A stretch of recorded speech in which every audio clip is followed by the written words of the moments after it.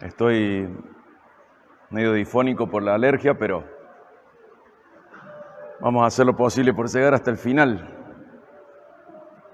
Recordemos que en Hechos hemos visto la progresión dentro del libro de Hechos, ¿se acuerdan?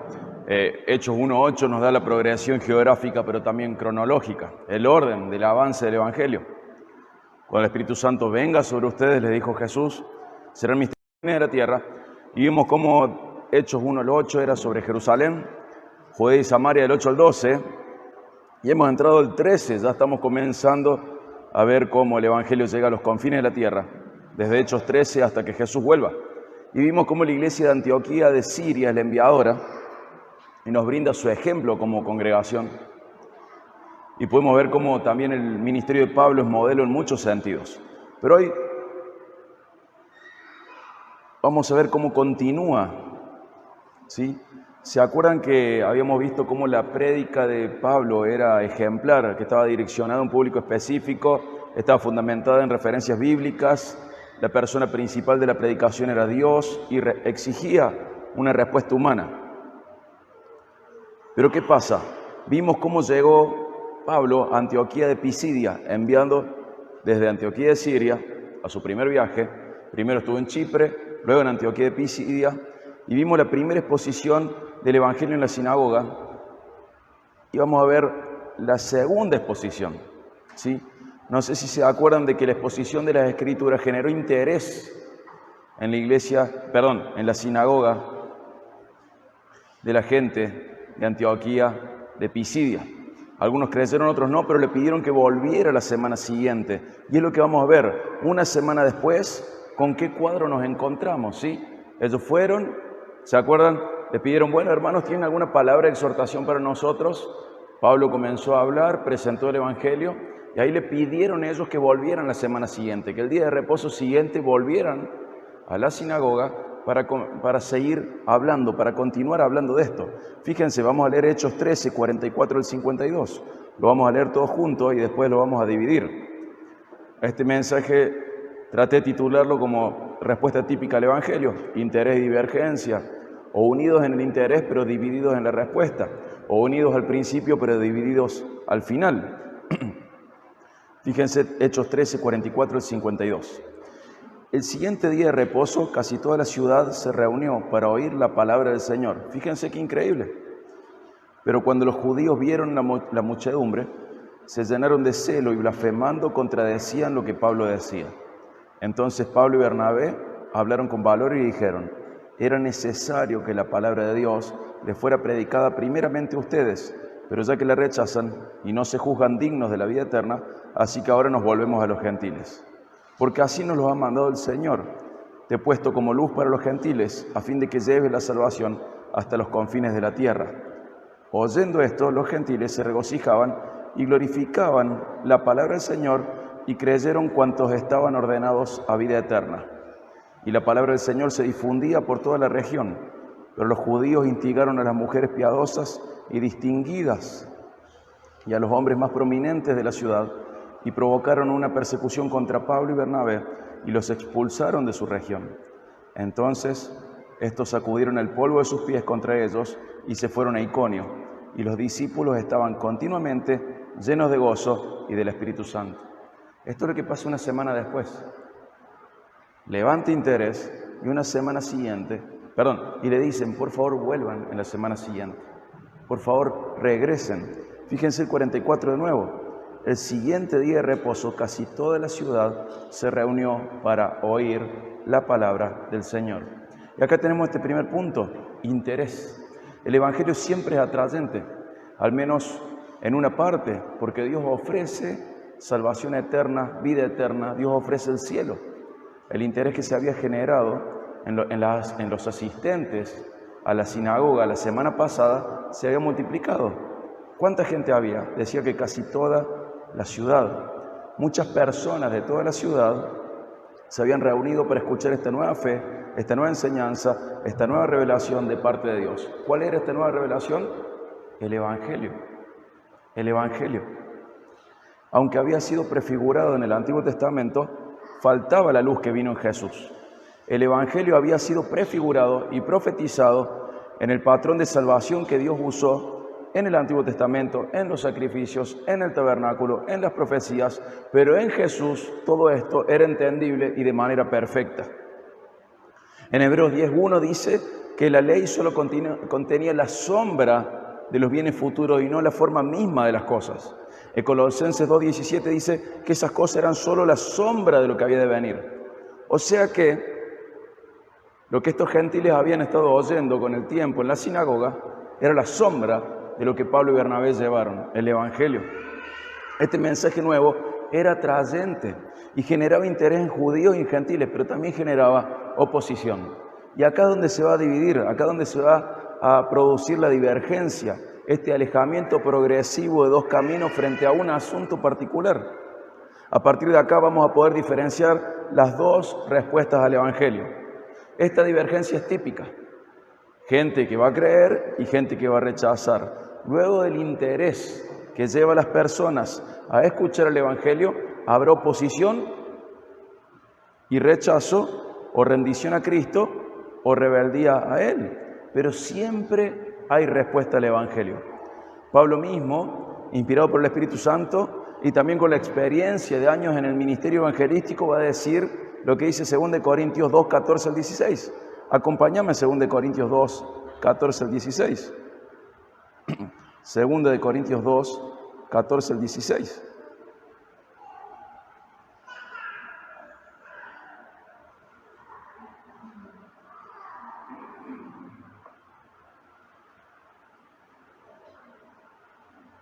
Segunda de Corintios 2, 14 al 16 dice: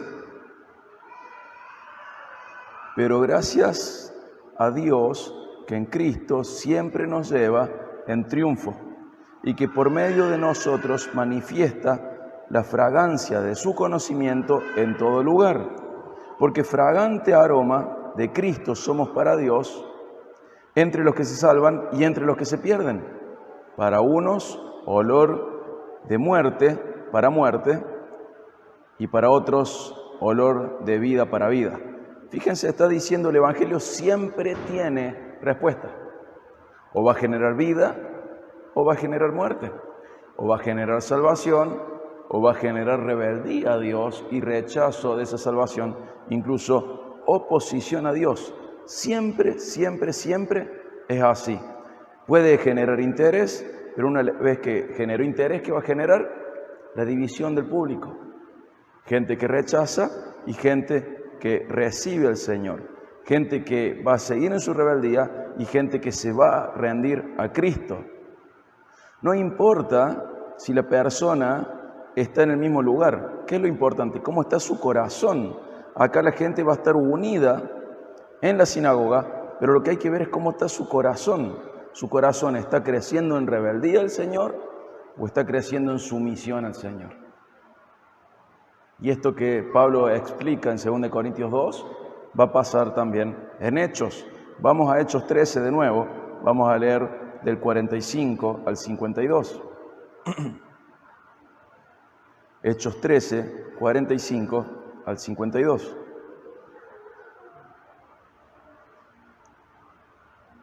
Dice: pero cuando los judíos vieron la muchedumbre, se llenaron de celo y blasfemando contradecían lo que Pablo decía.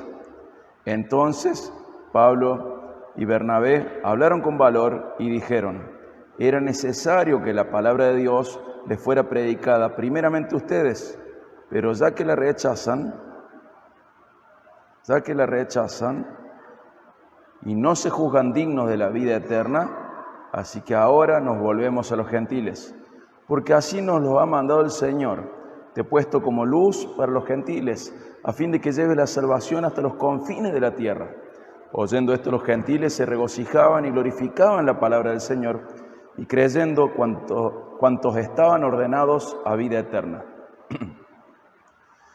Y la palabra del Señor se difundía por toda la región, pero los judíos instigaron a las mujeres piadosas y distinguidas y a los hombres más prominentes de la ciudad, y provocaron una persecución contra Pablo y Bernabé, y los expulsaron de su región. Entonces estos, sacudiendo el polvo de sus pies contra ellos, se fueron a Iconio. y los discípulos estaban continuamente llenos de gozo y del Espíritu Santo. Fíjense qué interesante. Por un lado vamos a ver el rechazo y por otro lado vamos a ver la aceptación al Evangelio. ¿Qué podríamos decir del rechazo? Fíjense lo que dice ahí. Estaban llenos de celo y de envidia, dice el 45. Incluso blasfeman, faltan el respeto a lo sagrado. Dice que contradicen el mensaje, lo toman por ridículo, por locura, por incoherente, por despreciable. Es lo que también nos dice Pablo en 1 Corintios 1:18. Dice que la palabra de la cruz es necedad para los que se pierden, pero para nosotros los salvos, ¿qué es? Poder de Dios. Poder de Dios.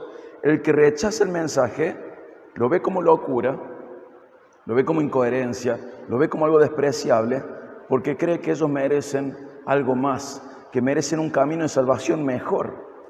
Dice ahí, no se juzgaban dignos de la vida eterna. O sea, nosotros no merecemos el Evangelio, merecemos algo mejor. No es lo que merecemos el Evangelio, que sea por gracia. Ellos creían que ellos merecían otra cosa, en donde haya un poco de mérito en sus vidas. Rechazan el mensaje. Y en el caso de estos judíos, rechazaron el Evangelio y despreciaron la gracia. ¿Por qué? Porque ellos habían vivido toda su vida intentando seguir la ley de Moisés. Y aunque en el fondo sabían que no podían ser justificados por la ley, porque no la han obedecido perfectamente, no quieren tener el mismo camino de salvación que el resto, que los gentiles, que nunca habían cumplido la ley. ¿Se entiende? Eso dicen, pero ¿cómo puede ser el mismo mensaje de salvación para nosotros que llevamos toda la vida intentando cumplir la ley, que para ellos que nunca supieron nada de la ley? ¿Cómo puede ser que sea la misma gracia para los dos? ¿Cómo puede ser que el mismo Espíritu Santo venga a morar a los dos? Si nosotros de chiquito nomás, y mi papá, y mi abuelo, y mi bisabuelo, y así hasta Abraham, nosotros cumpliendo la ley de Moisés en adelante, pero temiendo al Señor desde Abraham en adelante. Y esto que hace una semana estaban alabando a Marte, a Apolo, a Diana, a Artemisa o a cualquiera de ellos, el mismo evangelio para los dos. Nosotros merecemos un camino aparte. Nosotros hemos estado cumpliendo la ley. Y aunque entendemos que no nos justifica frente a Dios, no podemos tener el mismo camino que estos que son los paganos. Entonces esto les genera celo, les molesta, blasfeman contra Dios. Prefieren seguir en un camino donde ellos se creen mejor que los otros antes que saberse iguales que los otros, con la misma necesidad de salvación y con el mismo modo de salvación, por gracia, a través de la fe de Jesús, en Jesús. ¿Se entiende? Ellos decían, no puede ser el mismo camino. No podemos ser iguales a ellos que han sido paganos toda su vida. No podemos tener la misma necesidad de salvación que ellos que nunca habían conocido la palabra de Dios. No puede ser. Queremos otro medio, pero sabemos que hay un solo medio de salvación, por gracia, a través de la fe en Jesús. Entonces, ¿qué hicieron ellos? ¿Qué hicieron? Manipularon a hombres y mujeres para rechazar a Pablo y Bernabé, al punto de que provocaron una persecución que logró que los echaran de la zona. Hermano, tiene que saber que los impíos siempre quieren arrastrar a otros con ellos. Siempre, siempre. Incluso hablando de algo más gráfico o más profundo, en realidad de mayor magnitud, fíjate lo que dice Pablo en Romanos 1:32.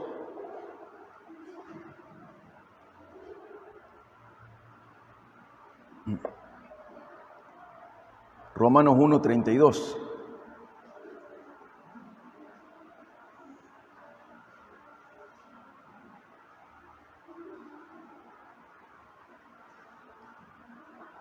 Dice, ellos, hablando de gente en una situación de pecado mucho más profunda, pero es la misma porque rechazan la salvación, ellos, aunque conocen el decreto de Dios que los que practican tales cosas son dignos de muerte, no solo las hacen, sino que también dan su aprobación a los que la practican. ¿Ves?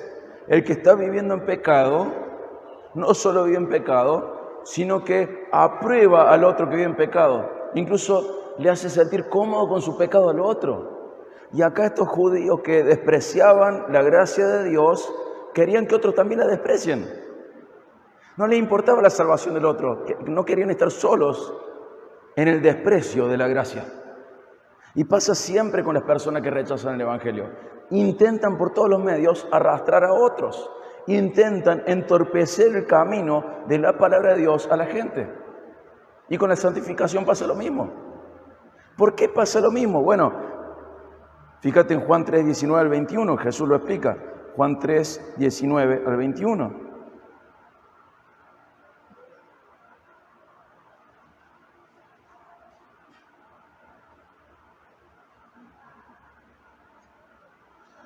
Juan 3, 19 al 21. Dice, y este es el juicio,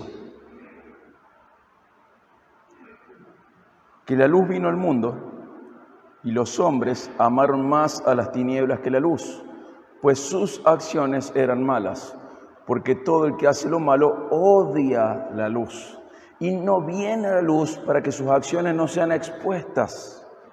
Pero el que practica la verdad viene a la luz para que sus acciones sean manifestadas, que han sido hechas en Dios. Fíjate que claro, dice que las tinieblas odian a la luz y el que anda en tinieblas rechaza la luz. ¿Para qué? Para no quedar en evidencia lo que realmente es y lo que realmente hace. ¿Por qué? Porque la luz hace caer a las caretas. La luz expone lo que realmente sos. La luz de Cristo expone lo que realmente sos. Entonces, si vos no querés quedar expuesto y querés seguir en tu camino, lo que vas a hacer es alejarte de Jesús para que no se note realmente quién sos y cómo sos. En el caso de estos judíos que eran necesitados de salvación de la misma manera que los gentiles. Necesitaban una salvación por gracia. Eran necesitados de que Dios les saliera al encuentro, les transformara, cambiara sus vidas, los redimiera, los regenerara y que solo por gracia podían ser salvos. Pero ¿qué pasa?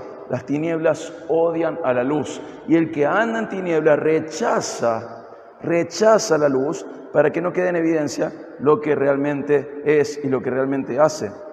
Ahora, en términos prácticos, las personas que desean que su vida siga tapada, que no sea descubierta, que siga escondida, que no sea expuesta, lo hacen para no quedar en evidencia, para que no caigan sus caretas. Muchas veces esas personas rechazan directamente el Evangelio, rechazan cualquier exposición de la Biblia, pero también puede haber una manera más sutil dentro de la iglesia, rechazar la comunión para no quedar expuestos.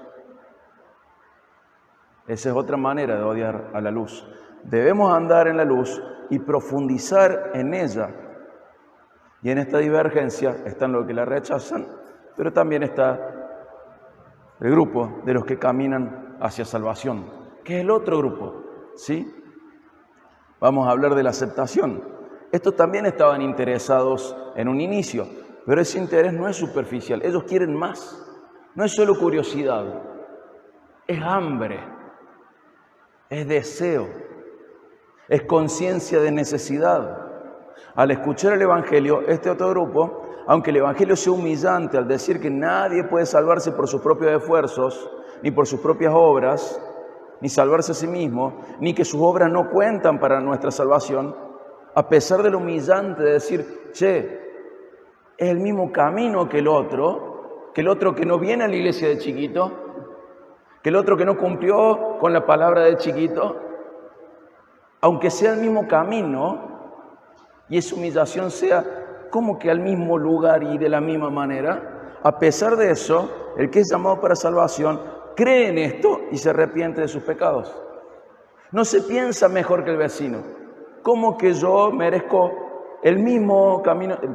¿Cómo es que yo voy a ser salvo de la misma manera que aquel que le fue infiel a la esposa? ¿Cómo es que yo necesito a Cristo de la misma manera que aquel que es ladrón? ¿Cómo es que yo necesito a Jesús de la misma manera de aquella que es adúltera? ¿Cómo podría ser? Sí. Sin embargo, aunque esto sea humillante, en cierto grado es humillante, el que es llamado para salvación comprende que este es el camino correcto. Creer en Jesús, creer en su identidad, creer en su obra, arrepentirnos de nuestros pecados y en consecuencia rendirnos al señorío de Cristo. En este caso, en Hechos, gran parte de los judíos rechazó el Evangelio, pero gran parte de los gentiles creyeron. A los judíos les molestaba que haya un camino de salvación independiente de la ley de Moisés. Querían que sus esfuerzos en obedecer la ley contaran de alguna manera para su justificación frente a Dios, pero no era así. ¿Cómo que aquel que comió lo que quiso toda la vida puede ser salvo por Cristo y yo también solamente por Cristo? ¿Cómo aquel que se casó con alguien de alguien que no era de su pueblo, es salvo de la misma manera que yo? ¿Cómo aquel que esto, el otro? Eran vidas totalmente diferentes. El judío andaba estrictamente bajo la ley, aunque la ley no lo salvaba, pero en un esfuerzo constante, desgastador, incluso hasta frustrante, porque no lograba justificación ni cambiaba el corazón. Y el gentil hacía lo que quería. Pero los dos eran igual de necesitados de Dios. No importaba que uno, Romanos habla mucho de esto, no importaba que uno tuviera la palabra desde hacía siglos y hasta milenios. Era la misma necesidad de los dos grupos, salvación por gracia a través de la fe. Hay una sola manera de ser justificados, por gracia a través de la fe. Y Pablo en Romanos, vamos a Romanos 3, acompáñame a Romanos 3. Pero Pablo en Romanos 1 y 2 y 3 va explicando cómo tanto judíos como gentiles no tenemos excusa frente a Dios y que ambos hemos pecado y necesitamos la salvación del Señor de la misma manera. El judío no está más perdido ni menos perdido que el gentil no está más perdido ni menos perdido que el judío. Todos, los dos grupos, necesitamos la salvación perfecta y única que el Señor ofrece por gracia a través de la fe, porque hay una sola manera de ser justificado frente a Dios, por gracia a través de la fe. Fíjate Romanos 3, 21 al 24. Pero ahora, aparte de la ley, ¿en qué sentido? Separado de la ley, por otro lado, la justicia de Dios ha sido manifestada, confirmada por la ley y los profetas. Esta justicia de Dios por medio de la fe en Jesucristo es para todos los que creen, porque no hay distinción, por cuanto todos pecaron y no alcanzan la gloria de Dios. Todos, judíos y gentiles, son justificados gratuitamente por su gracia, por medio de la redención que es en Cristo Jesús. Y este es el camino de salvación, y no hay más. Y si vos estás criado en la iglesia y llevas toda tu vida de iglesia, incluso si tu papá era creyente y tu abuelo era creyente y tu bisabuelo era creyente y tu tatarabuelo era creyente y sos fariseos, necesitas a Cristo de la misma manera que aquel que acaba de levantarse de su cama y vino hoy. De la misma manera necesitas el mismo camino de salvación, por gracia a través de la fe en Jesús. Y Jesús se brinda y dice, arrepiéntanse y crean. ¿A quién? A todos. Esas son las exigencias de Él. Este es el camino de salvación. Y así como los judíos tendían a rechazarlo porque su obediencia a la ley no contaba, hoy también muchos deciden rechazar a Jesús porque sus buenas obras no lo justifican frente a Dios. No lo justifican. No es por obras para que nadie se gloríe. La gloria en la salvación es para nuestro Dios, no para nosotros. Pero también están los que creen y se arrepienten, los que acceden a la salvación que Dios brinda. Acompáñenme a Hechos 13 de nuevo.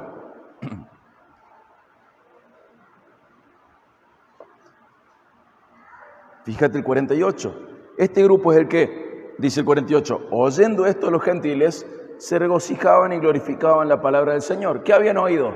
Hay salvación para vos, gentil. A pesar de tu vida inmoral, desastrosa, pagana, hay salvación para vos en Cristo Jesús. Salvación, ¿cómo salvación para mí? ¿Cómo puede ser si Él cumplió las escrituras de chiquito, intentó de chiquito? ¿Cómo puede haber salvación para mí? Gentil, hay salvación para vos también. Entonces, al oírlo, al entenderlo, se regocijan y glorifican la palabra del Señor. Y este mismo grupo es el que va a hacer que pase lo que dice el 49. Y la palabra del Señor se difundía por toda la región. ¿A partir de quién? De los gentiles también. Y el mismo grupo que luego va a quedar, que es lo que señala el versículo 52. Y los discípulos, estos convertidos nuevos, no Pablo y Bernabé, estos nuevos discípulos estaban continuamente llenos de gozo y del Espíritu Santo. ¿Y qué hace falta para estar llenos del Espíritu Santo? Estar llenos de la palabra de Dios. Pero acaban de convertirse. ¿Quiénes se creen para ser salvos? Es que la salvación es del Señor y Él la da a quien Él quiere, pero de una sola manera, la que Él eligió, por gracia a través de la fe en Cristo. Y es hermoso. se regocijaban, glorificaban la palabra del Señor. Y ellos hacían que la palabra del Señor se difunda por toda la región. Y ellos eran los que estaban continuamente llenos de gozo y del Espíritu Santo.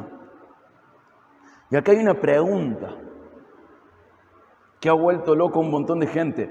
¿Por qué existe este grupo que responde positivamente al Evangelio? ¿Por qué existe un grupo que realmente responde de manera positiva al Evangelio? ¿Porque son mejores que otros? ¿Porque son más humildes? ¿Porque son más sabios? ¿Porque son más espirituales? ¿Es por eso que existe un grupo que responde positivamente al Evangelio? ¿Porque ese grupo está formado por los más humildes? Señor, yo sí necesito. ¿Porque ese grupo está formado por la gente más sabia? No, yo entiendo cómo es. Entonces, Señor, yo merezco la salvación porque soy más sabio, no como el vecino, que es un pecador incircunciso, filisteo, hijo del diablo. ¿Por qué existe este grupo que se rinde al Señor? No es porque son mejores que los otros, no es porque son más humildes, no es porque son más sabios, tampoco es porque son más espirituales, tampoco es porque hayan ido a la iglesia de chiquitos. ¿Sabes por qué? Lo dice el versículo 48. ¿Por qué pasa esto? Dice el 48, creyeron cuantos estaban ordenados a vida eterna. ¿Por qué existe este grupo? Porque habían sido ordenados para vida eterna. Esto no es por ningún mérito de la persona, sino que es enteramente de Dios. Y aunque nos cueste aceptarlo, es fácil entenderlo. La salvación es de Dios y Él la da a quien Él desea. Y en tu corazón te puedes sentir un judío y decir, no puede el Señor salvar a cualquiera. Tiene que salvar a los buenitos, a los humildes, a los sabios, a los que son como yo. Humilde y sabio, espiritual. Al Señor van los que son ordenados para vida eterna. La salvación es del Señor. No es un premio a la fe, no es un premio a la humildad, no es un premio a la sabiduría, no es un premio a una obra. La salvación es por gracia a través de la fe en Cristo. Es un regalo de Dios total y absolutamente inmerecido. No es por ningún mérito de la persona, sino que la salvación es enteramente de Dios. Y si usted quiere averiguar más sobre esto, métase en ese pasaje, pero esto de ordenados para vida eterna está escrito en voz pasiva, dejando absolutamente claro que Dios es el que salva independientemente de la voluntad del hombre. Voz pasiva, sumamente clara, tanto en español y ni hablar en griego. El Señor salva al que quiere. ¿A quién quiere salvar? Al que Él quiere. Fin del asunto. A los ordenados para vida. El Señor agarra y dice, ve este gentil que hace una semana estuvo adorando a Apolos, lo quiero para mi pueblo. Y el judío dice, ¿pero cómo? ¿Cómo puede ser que él sea salvado igual que yo? Sí, pero al mismo cielo. Señor, dale un cielo menos lindo, con un poquito de dolor, porque yo sí cumplí con la ley de chiquito. Y él no, es que es por gracia, a través de la fe, para que nadie se gloríe. En el cielo nadie va a decir, yo era mejor que el resto. De ninguna manera.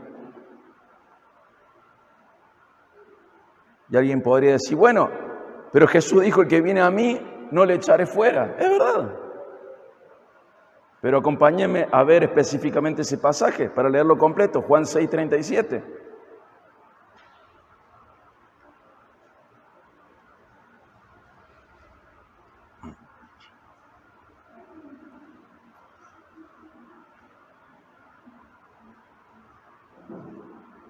Dice Juan 6:37. Todo el que el Padre me da, vendrá a mí. Y al que viene a mí, de ningún modo le echaré afuera. Bueno, pero para que alguien vaya a Jesús y Jesús no le eche afuera, hay una condición precedente, condicional. ¿Cuál es? Que el Padre lo lleve a Cristo. El que el Padre le da, va a ir a Cristo. Y el que va a Cristo, no será echado afuera. Pero esto siempre ha sido claro en la palabra de Dios. Y cuando Jesús lo dijo, ¿qué hizo? Generó conflictos en la gente, en sus 80, y también generó divergencia. Fíjate Juan 6, 65 y 66. Juan 6, 65 y 66. También decía, por eso les he dicho que nadie puede venir a mí si no se lo ha concedido el Padre. Si Si yo quiero, ¿puedo ir a Él? No. Pero yo que soy más bonito, más humilde y más obediente, y más espiritual y más sabio, sí, no. Solo puedo ir a Cristo si el Padre me lleva. Dice, nadie puede venir a mí si no se lo ha concedido el Padre. ¿Y qué genera? Divergencia, fíjate el 66. Como resultado de esto, muchos de sus discípulos se apartaron y no andaban con Él. Esto siempre ha sido ofensivo. Las salvaciones del Señor. Y por alguna extraña razón todavía hay gente, y la va a seguir habiendo, que frente al Evangelio de gracia siente lo mismo que sintieron los judíos de Hechos 13. Celos. Y blasfeman del Evangelio. Y es claro. Es tan claro que Pablo va a tener un monólogo en Romanos 9, pero acompáñame a la parte final. Romanos 9, 14 al 15.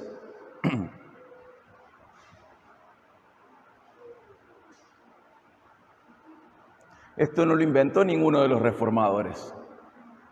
Esto lo inventó Dios. Es su creación, son sus reglas. Dice Romanos 9, 14 al 15.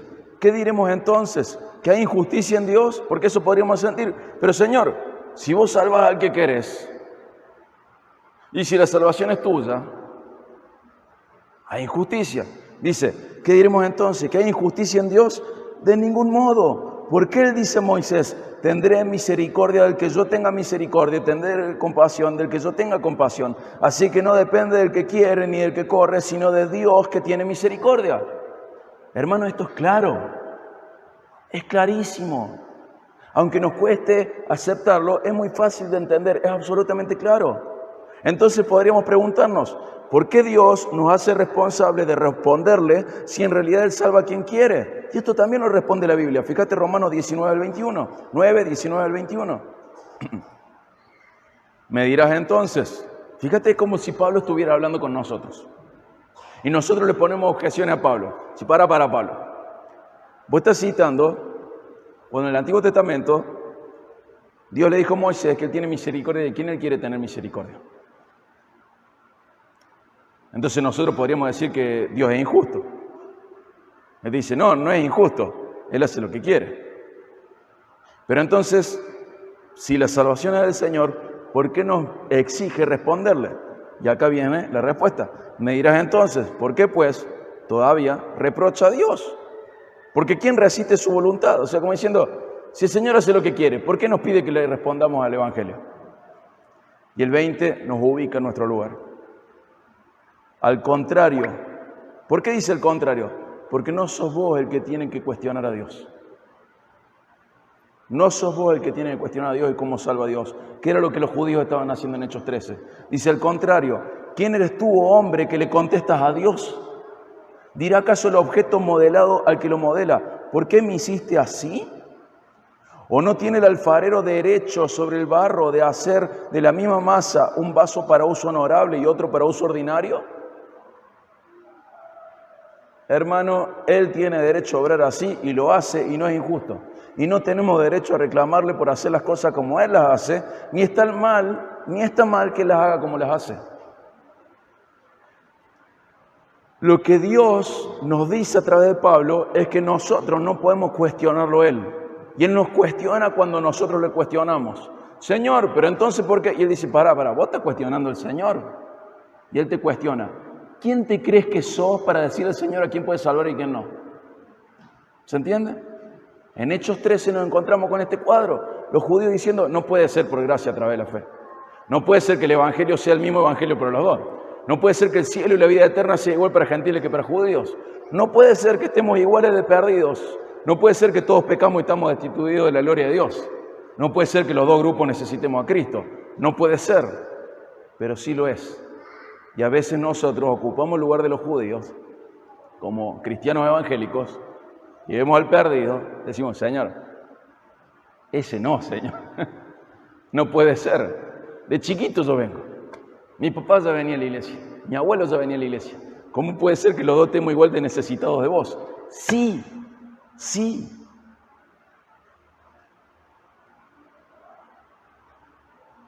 no tenemos derecho a reclamarle a Dios por hacer las cosas como Él las hace, ni está mal que Él las haga de esa manera. Él tiene derecho a obrar así y lo hace y nunca será injusto. Y a nosotros nos toca, como a Pablo y a Bernabé, predicar sabiendo que Dios siempre tendrá personas ordenadas para vida eterna, de toda lengua, de toda tribu, de toda nación, en todo tiempo. ¿No es lindo eso? Predicamos porque Dios ha ordenado personas para vida eterna y la predicación es nuestra manera de identificar a esas ovejas que todavía no están en el rebaño del Padre. Predicamos para identificar a los ordenados para vida eterna. Predicamos con esperanza que las otras posturas teológicas no tienen. Nosotros estamos seguros que hay ordenados para vida eterna fuera. Y como estamos seguros que están allá y estamos seguros que algunos van a responder, vamos a buscarlo con el Evangelio de Cristo. Porque Él sí ha ordenado personas para vida eterna de toda lengua, de toda tribu, de toda nación y en todo el tiempo hasta que Jesús vuelva.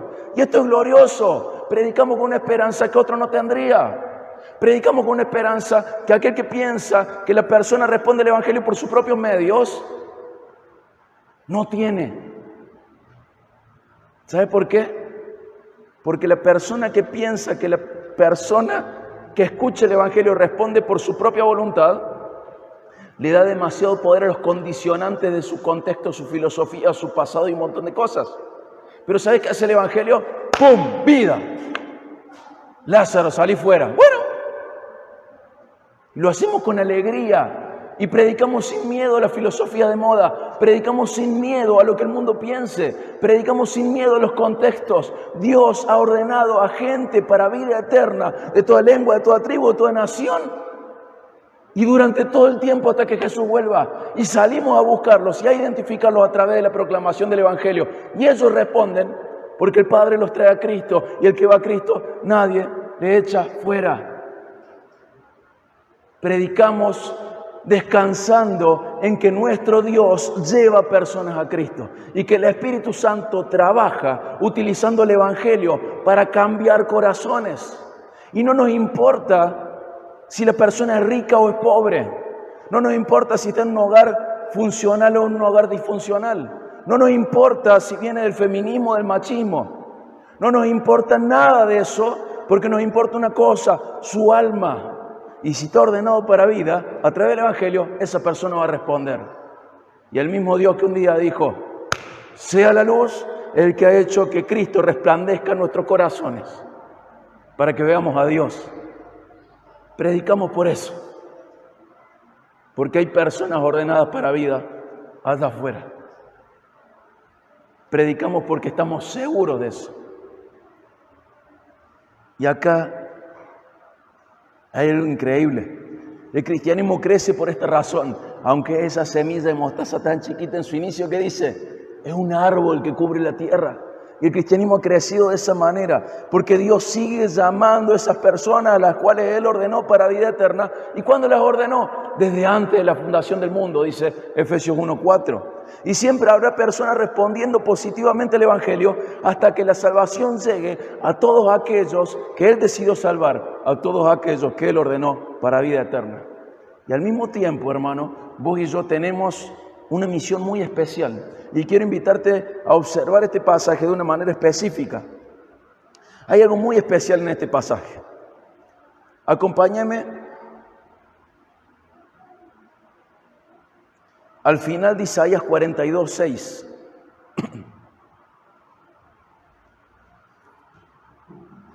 Isaías 42:6.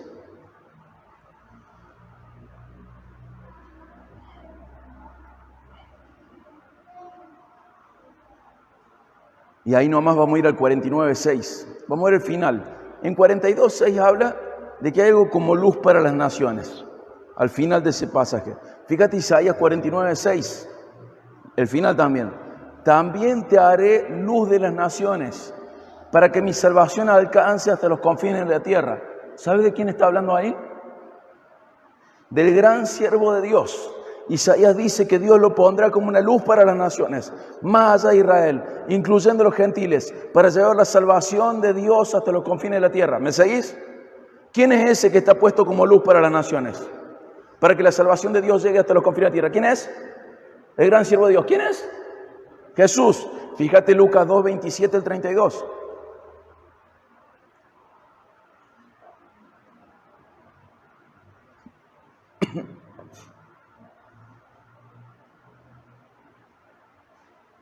Lucas 2, 27 al 32, vemos a Simeón como guiado por el Espíritu Santo, reconoce a Jesús como el cumplimiento de la profecía de Isaías que está en 42.6, 49.6. Dice Lucas 2, 27 al 32, movido por el Espíritu fue al templo, hablando de Simeón, el viejito. Y cuando los padres del niño Jesús lo trajeron para cumplir por él el rito de la ley, Simeón tomó al niño en sus brazos y bendijo a Dios diciendo, ahora Señor, permite que tu siervo se vaya en paz conforme a tu palabra. Porque mis ojos han visto tu salvación, la cual has preparado en presencia de todos los pueblos, luz de revelación a los gentiles y gloria de tu pueblo Israel. ¿Quién era identificado como el cumplimiento de la profecía de Isaías 42 y 49? Jesús. Simeón, guiado por el Espíritu Santo, reconoce a Jesús como el cumplimiento de la profecía en Isaías. Pero quiero mostrarte algo muy loco. Acompáñame a Hechos 13 de nuevo.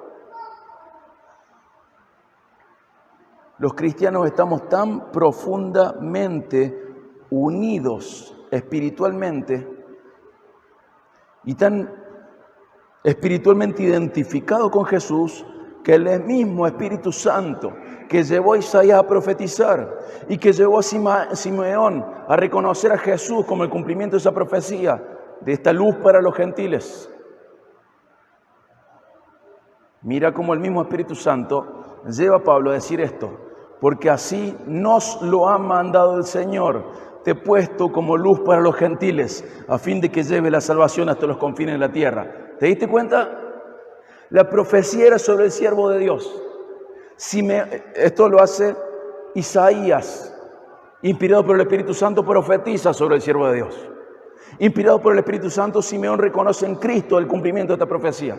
Inspirado por el Espíritu Santo, Pablo dice, ¿qué dice? Que nosotros también somos luz para los gentiles. ¿Te das cuenta qué increíble esto? El Espíritu Santo está diciendo que estás tan profundamente unido y espiritualmente identificado con Jesús que tenés la misma misión que Cristo. Isaías, profetizando el siervo de Dios, es luz para los gentiles, salvación hasta los confines de la tierra. Simeón, mirando a Jesús, es luz para los gentiles, salvación para toda la tierra. Pablo diciendo, Dios nos manda, somos luz para los gentiles. Y fíjate qué interesante, no dice que le mandó a él como apóstol. ¿Qué dice? ¿Y con quién estaba? Y por eso nos involucra a nosotros. Porque ya Bernabé es un cristiano genérico. Porque así nos lo ha mandado el Señor. Te he puesto como luz para los gentiles, a fin de que lleves la salvación hasta los confines de la tierra. ¿Me seguiste? La misma profecía que se cumplió en Jesús se tiene que cumplir en tu vida, porque tenés la misma misión en ese sentido. Dentro de la divergencia están los que rechazan y los que creen.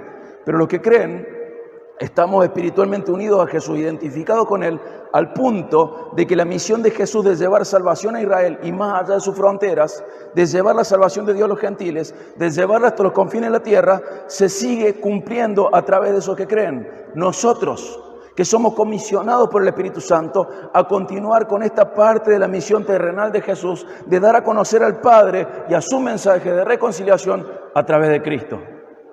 Es hermoso esto. Estoy identificado con Cristo, incluso en la misión terrenal de dar a conocer al Padre y su mensaje de reconciliación a través de Jesús.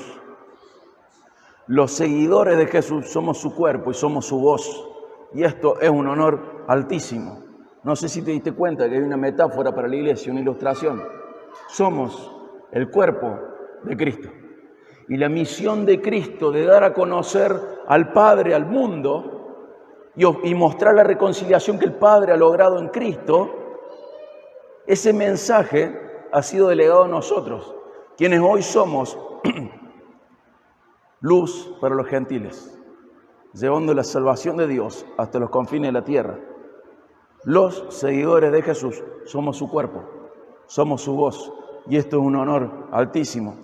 Y aquello, insisto, que se profetizó sobre el siervo de Dios en Isaías, que Israel quiso ostentar, pero que Jesús cumplió, es lo que ahora somos sus seguidores, luz para los gentiles, para llevar la salvación hasta el fin de la tierra. Hermano, somos bendecidos con este honor. Tu vida debe ser útil en este sentido. Continuar la misión de Jesús, de dar a conocer al Padre y su reconciliación a través de Jesús. Tenés el honor de continuar esa parte del ministerio de Jesús. Sos su cuerpo. Entonces vimos cómo en este pasaje tenemos respuestas típicas del Evangelio. Hay interés, pero después hay divergencia, división, diferenciación. Hay rechazo y hay aceptación. Dentro de la aceptación no queda, lo acepté y está todo bien, sino que lo acepté, está todo bien, pero además soy honrado con continuar con parte del ministerio terrenal de Jesús, dar a conocer a Dios. Hay más, no solo aceptación, tenés misión. El Señor te ha puesto como luz para los gentiles, para salvación hasta los confines de la tierra.